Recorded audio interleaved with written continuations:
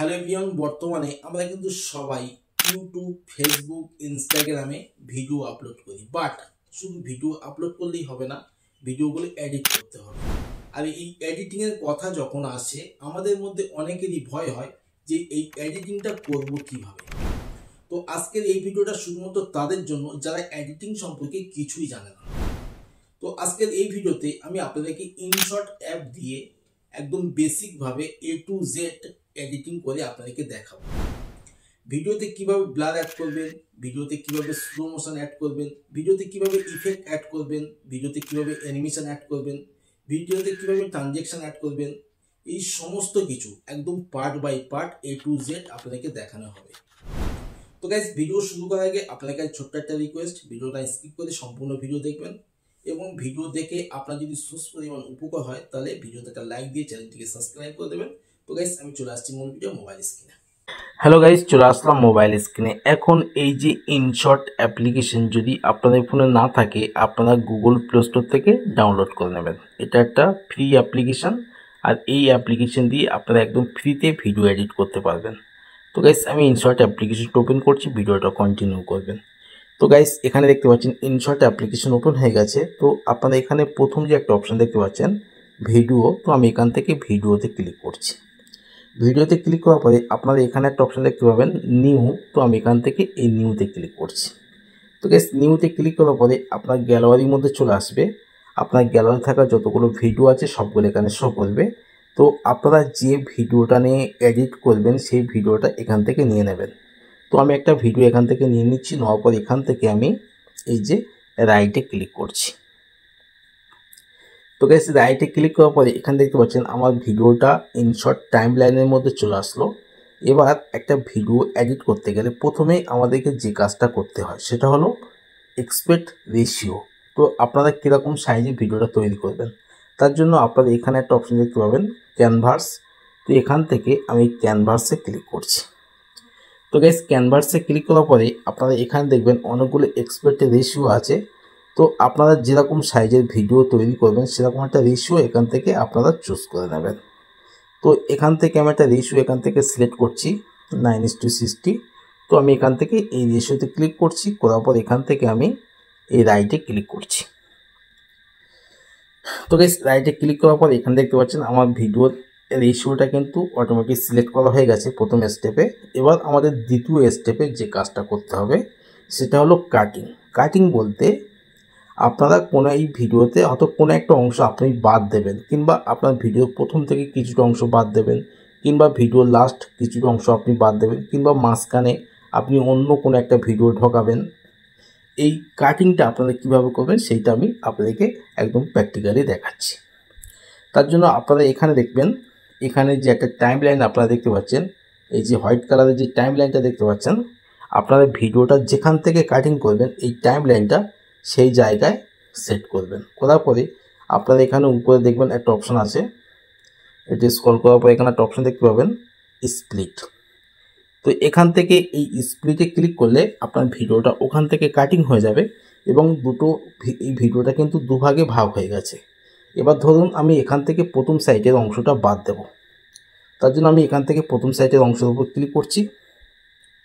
করার পরে আমি এখানে দেখবেন একটা অপশান আছে ডিলেট, তো আমি এখান থেকে ডিলেটে ক্লিক করছি।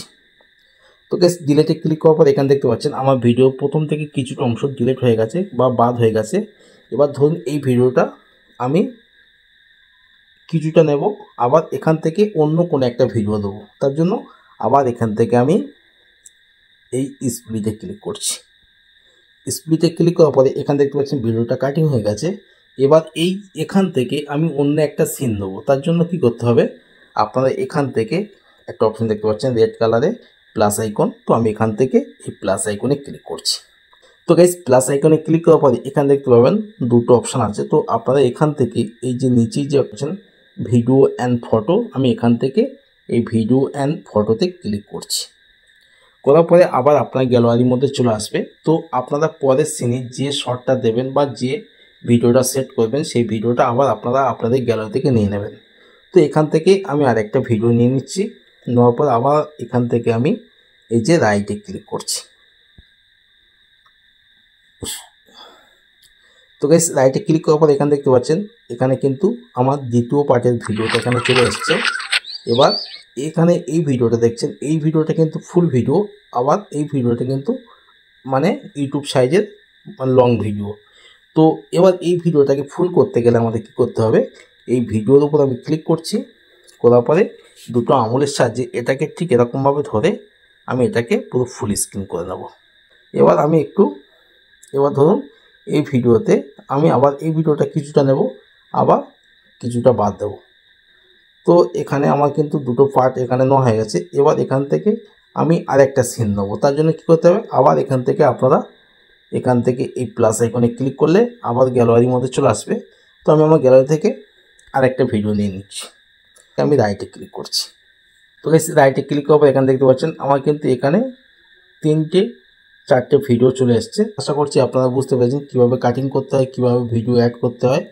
তো আশা করছি আপনারা বুঝতে পেরেছেন। এবার আমাদের তৃতীয় স্টেপে যে কাজটা করতে হবে, এই ভিডিওর যে অরিজিনাল যে সাউন্ডটা আছে, এই সাউন্ডটা আমরা কীভাবে মানে রিমুভ করব, তার জন্য এখানে ভিডিওর উপর ক্লিক করছি। করার পরে আপনারা এখান থেকে একটা অপশন দেখতে পাবেন ভলিউম। তো আমি এখান থেকে ভলিউমে ক্লিক করছি, করার পরে এই সাউন্ডটাকে পুরো আমরা কমিয়ে দেবো ঠিক এরকমভাবে।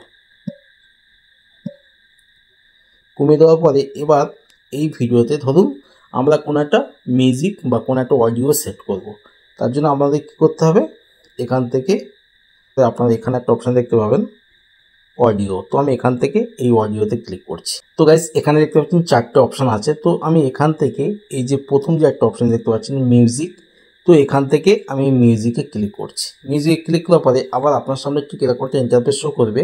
তো আপনারা এখান থেকে এই যে মাঝখানের যে একটা অপশান দেখতে পাচ্ছেন মাই মিউজিক, তো এখান থেকে আমি মাই মিউজিকে ক্লিক করছি। মাই মিউজিকে ক্লিক করার পরে আপনার গ্যালারি থাকা যতগুলো মিউজিক আছে সবগুলো এখানে শো করবে। তো আপনারা যে মিউজিকটা সেট করবেন সেই মিউজিকটা আগে থেকে আপনারা ডাউনলোড করে রেখে দেবেন। তো এখান থেকে সেই মিউজিকটা আপনারা নিয়ে নেবেন, কিংবা আপনারা যদি কোনো ভিডিও থেকে মিউজিক নিতে চান তাহলে আপনারা কি করবেন, এখান থেকে এখানে একটা অপশান দেখতে পাচ্ছেন, আপনারা এখানে এই অপশানে ক্লিক করবেন। এখানে ক্লিক করার পরে আবার আপনার গ্যালারির মধ্যে চলে আসবে। তো আপনারা যে ভিডিও থেকে অডিও নেবেন সেই ভিডিওর উপর ক্লিক করবেন, করার পরে আপনারা এখান থেকে জাস্ট এই যে রাইট চিহ্ন আছে এখান থেকে এই রাইটে ক্লিক করবেন।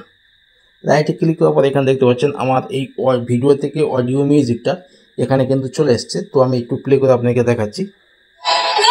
তো গাইস ঠিক এরকমভাবে আপনারা অডিও কিন্তু সেট করতে পারবেন। এবার আমি এখান থেকে এই যে রাইট আছে এখান থেকে রাইটে ক্লিক করছি। তো গাইস আমার ভিডিওতে মিউজিক সেট করা হয়ে গেছে। এবার আমি আপনাদেরকে দেখাবো ট্রানজ্যাকশান কিভাবে অ্যাড করবেন। ট্রানজ্যাকশান বলতে একটা ভিডিও থেকে আরেকটা ভিডিও যাওয়ার যে ট্রানজ্যাকশান কিভাবে আপনারা সেট করবেন, তার জন্য কি করতে হবে, আপনারা দেখতে পাচ্ছেন এখানে এই যে দুটো ভিডিওর মাঝখানে যে এখানে একটা সাদা একটা অপশান দেখতে পাচ্ছেন।